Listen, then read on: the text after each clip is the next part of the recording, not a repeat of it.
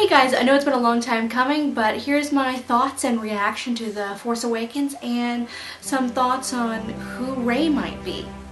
First of all, I was so happily surprised. I went in, excited about a new Star Wars movie. Anything Star Wars new is great, but still a little skeptical because of how Episode 1 was initially received. My pleasant surprise at the fact that it so closely paralleled the original film was just, I was amazed. And it was still fresh, and it still had characters that were really relatable and that you fell in love with instantly. That just made the movie just so magical. And I like the fact that Kylo Ren is not Darth Vader. I know a lot of people are like, oh, he's so whiny. I don't care. He's an angsty guy who doesn't know what he wants out of life. He wants to be Darth Vader. And I think it really closely parallels a lot of people in our generation who just don't know what they want out of life. They think they want to be someone else, and they don't know how to be themselves. And I really thought there was a lot of depth to his character that most people have not seen. Also, oh, he was a weakling, he got beat by Rey, who's an inexperienced Jedi. Remember, she is fighting a guy who got hit by a Wookiee bowcaster. That thing does damage. That blows people out of the sky. I mean, I was shocked that he was even getting up after that. And he kept on hitting his side, trying to use the Force and his anger to continue. And then he still continues even after he gets hit with a lightsaber. So, I mean, the guy is very powerful. So don't think he's a wimp. There's a lot more to him than you think. Let's talk about Finn. I loved his character. I thought there was a lot of depth to him too. I would have liked to have known a little bit more of his backstory and why all of a sudden he decided to leave being a stormtrooper and escape. And that was a very powerful moment when you see the bloody handprint on his helmet.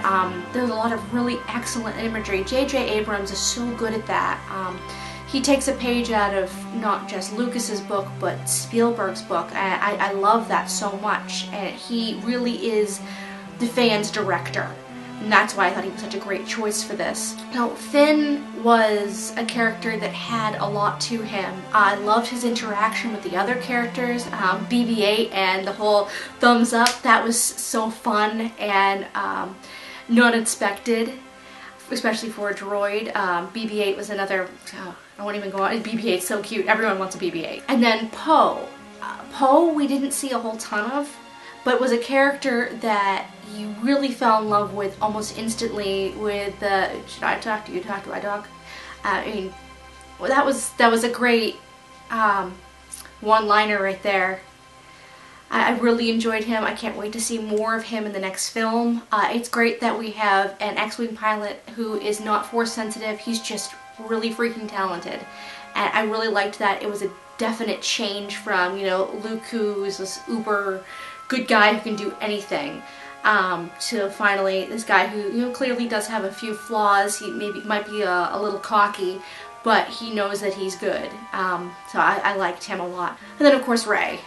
She's become my new favorite. I always loved Leia, loved Padme, but Leia was, still a damsel in distress at times. Padme was almost always a damsel in distress. She could handle herself, but she was still girly. I love Rey as a tomboy. She can fend for herself. She's a very independent character while still being feminine. I like the fact that she didn't immediately brace the fact that she's could be a Jedi if she comes from a Jedi lineage. I like the fact that she ran away from it because honestly she was scared. That gave a lot of depth to character. There was a lot to her and a lot more we're going to see. I can't wait to see her grow in the next film. Then of course, it's been over a month, so you already probably know, Han dying. That was, I knew it was going to happen because when Harrison Ford initially signed on for the films, he said, I'll only do it if you kill me off. And a lot of people, I guess, maybe didn't realize that he had said that. I had read that in one of the early interviews, so I expected it. But the way it happened, I did not expect, yet did expect. I mean, you sort of saw it coming, foreshadowed early in the movie, but you're sitting there clinging to that last bit of hope that maybe Kylo Ren is going to maybe reconcile with his father, his differences. And then he just ends him, and that look on his face and how he reached out, that's some good acting right there. Some people say that Harrison Ford is pretty one-dimensional. I would say watch that, because he's not. It was great to see Leia again.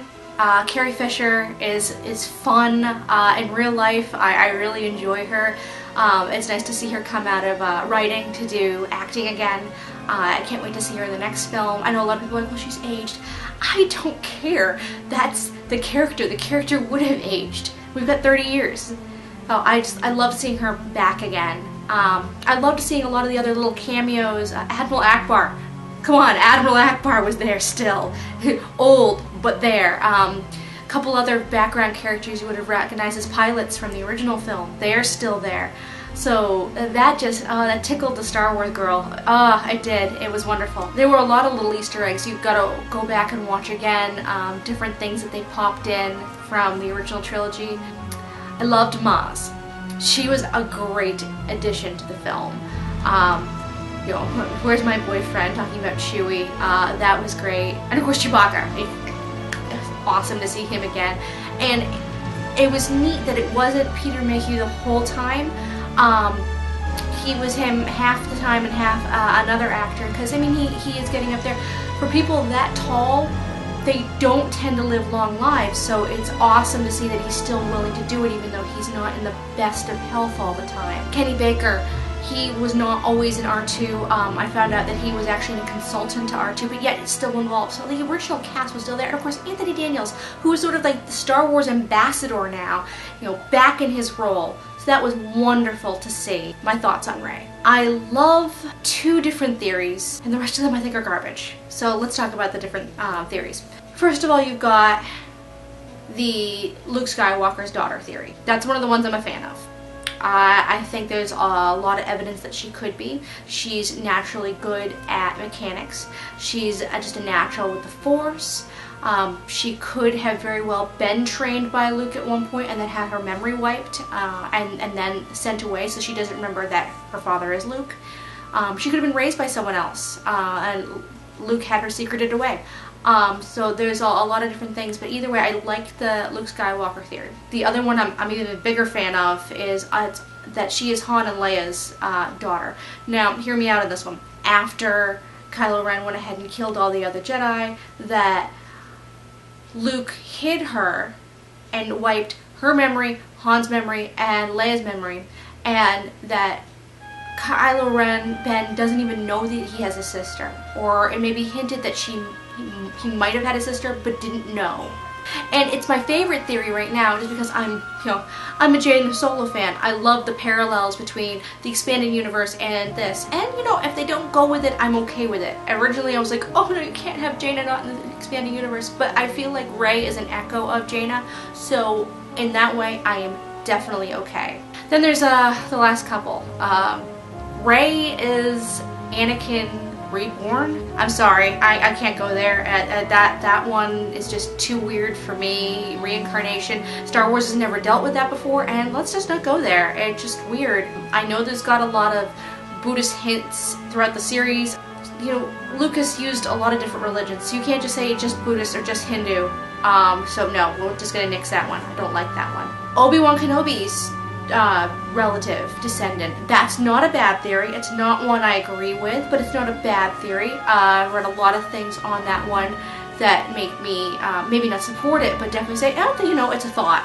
And then the last one is that, she's just an anomaly, just like Anakin was, that she was born out of the Force, midichlorians, what have you, to be the next savior to counter the evil that Darth Vader started. Come on, please, can we have no more virgin births? I'm sick of this. Anyways, those are my thoughts on The Force Awakens. I loved it. I'm so excited about the next film. I hope you guys are too. As you can see, I've got part of my Rey cosplay completely done. Just gotta do the gauntlets next. I'm really excited about that. What other cosplays would you like to see me work on Star Wars related? I got a couple Padmes in mind for the fact that I'm pregnant right now, but after the baby's born, I'd love to hear your thoughts on which Star Wars cosplays I should do, or any other genre for that matter. Give me your thoughts in the comments, or come see me over at Owl Feathers Cosplay on Facebook. See you later, guys, and may the Force be with you.